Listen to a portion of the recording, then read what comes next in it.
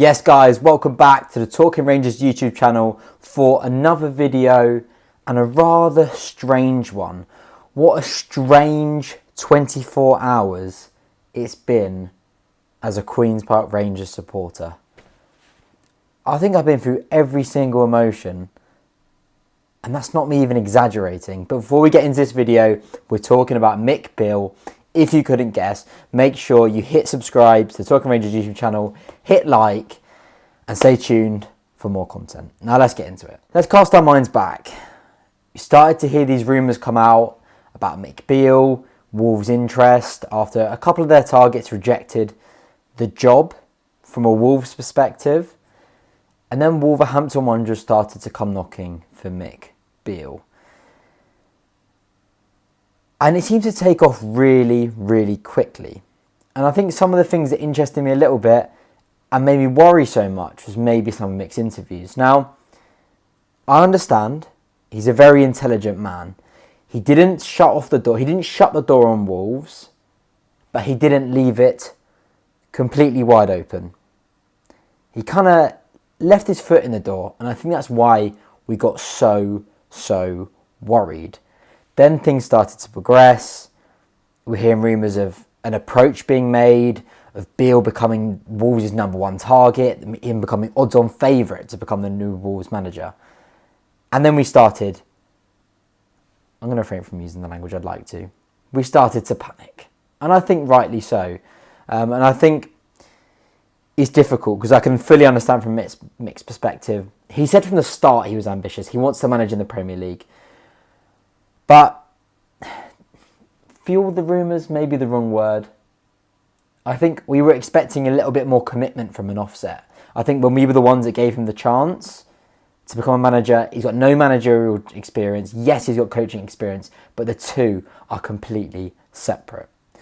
And I think what started to frustrate me so much was that our club had given the man the opportunity that he wanted.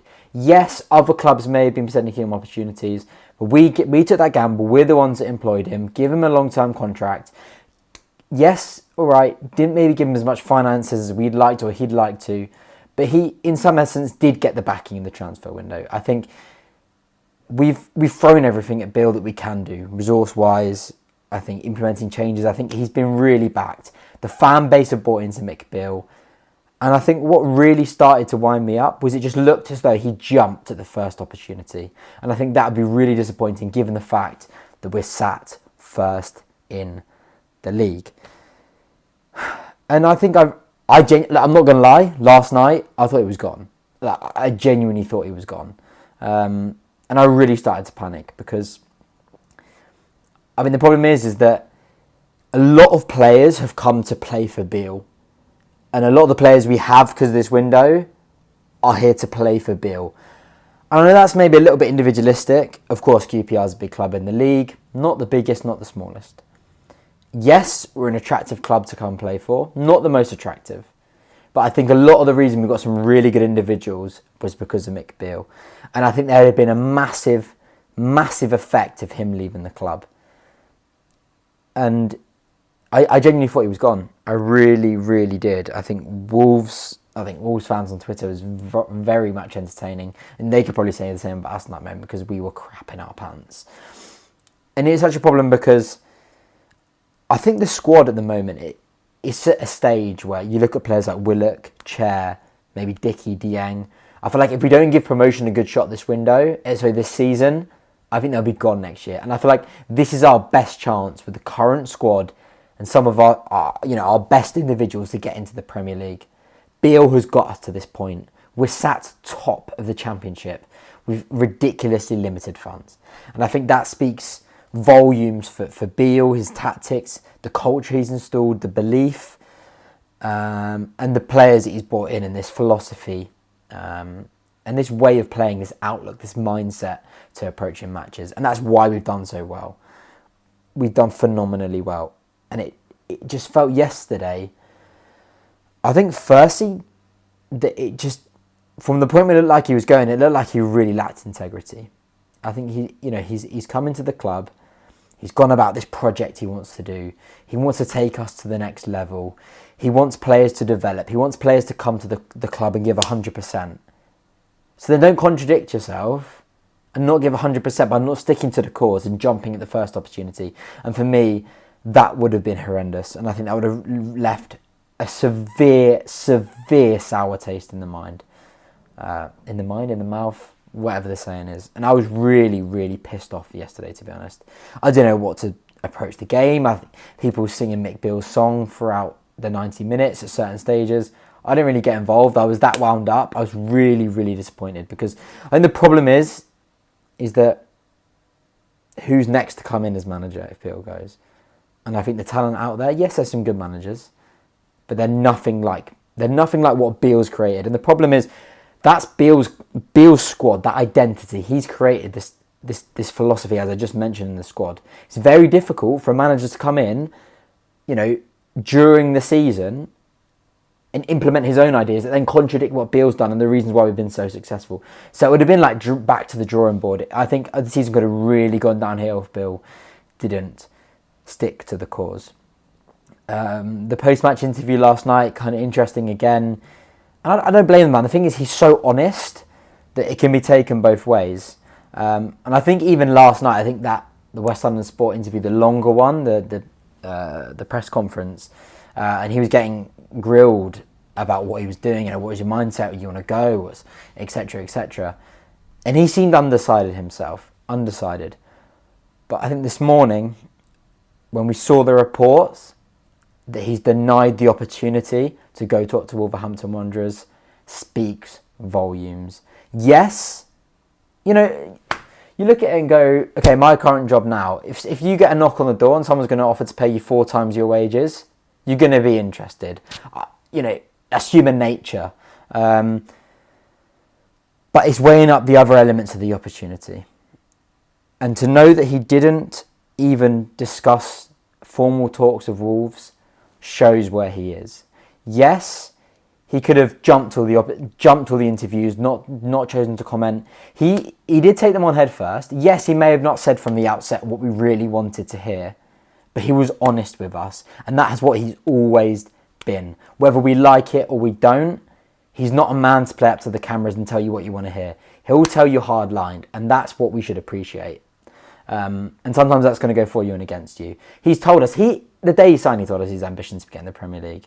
He knows that he'd be stupid to jump ship now. And I think that's what really disappointed me. How can you build this almost aura around the squad at the moment? How can you catalyse the point we've got to now and want to leave for Wolves, who are sat third from bottom in the Premier League?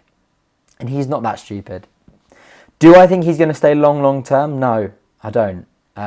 We've seen that, as I mentioned, his foot will be in the door, looking at other opportunities because he's an ambitious man. But that kind of speaks about the manager we got in the door in terms of the interest that's going to come in. We're going to get, it's difficult because we're going to be crapping ourselves the next time another club comes in and you hear interested Beale, because he could be interested. But I think he's realised now that he's got to see this season out. And I think the problem is, I think Beale will manage in the Premier League next year.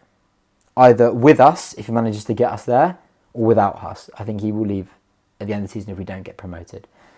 And depending on how the season goes, then fair dues. But I think we've just got to cherish this moment. We've got to now buy back into it. And it's going to be one hell of an atmosphere on Saturday. I want to hear Beale's Blue and White Army beckoning around Loftus Road. It's been such a strange one. And I saw a good tweet earlier. I don't think the fans have been so bought into an off-field matter and so celebratory of what's happened today in terms of Beale recommitting to the cause since the announcing of no points deduction back in 2011. When has somebody ever wanted our manager that much? And I think that goes testament to the recruitment that was done at the start of the season. And you got to give Les Ferdinand credit. And I think he even said in his interview that he was up all throughout the night talking to Les, talking to the owners. Something must have done just to tempt him back in and get him back into the cause. So I'll take my hat off to Les and the owners for making sure that he sticks this one out, because he's building something here.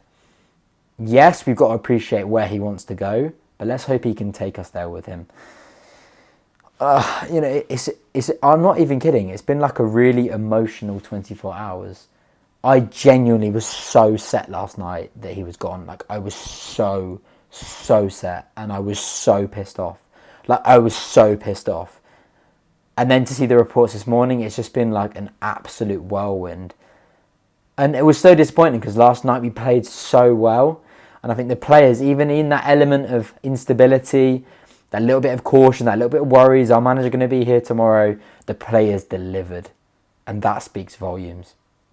And it felt disappointing last night because I felt as though I couldn't enjoy the performance, and couldn't enjoy the victory because I was so worried, paranoid, and just so distracted by who's going to be our next manager. Why is he leaving now? All these kind of thoughts that just felt so disappointing because the potential at the moment with what we've got, the manager, the setup, the players, the fans, everyone's buying in. I feel like there genuinely is potential of something great this season. And for someone to jump ship at this stage and you're sat first in the league, it just doesn't make sense. And I think Beale's smarter than that. He knows that, look, if I have a brilliant season at QPR, I can probably get a better job come the end of the season. Or he gets us to the Premier League and he's managing this club, this team that he's developed and has got his stamp on it, and then he can take to the Premier League. So, yeah, to reiterate, I'm sure everyone it's just been so up and down, hasn't it, the last 24 hours. But we've got the outcome that we want. And I think we've really just got to run with it now. We've got to cherish every moment that Beale's here, the squad, these loanies, these brilliant players that we've got in the squad. We've got to just cherish it.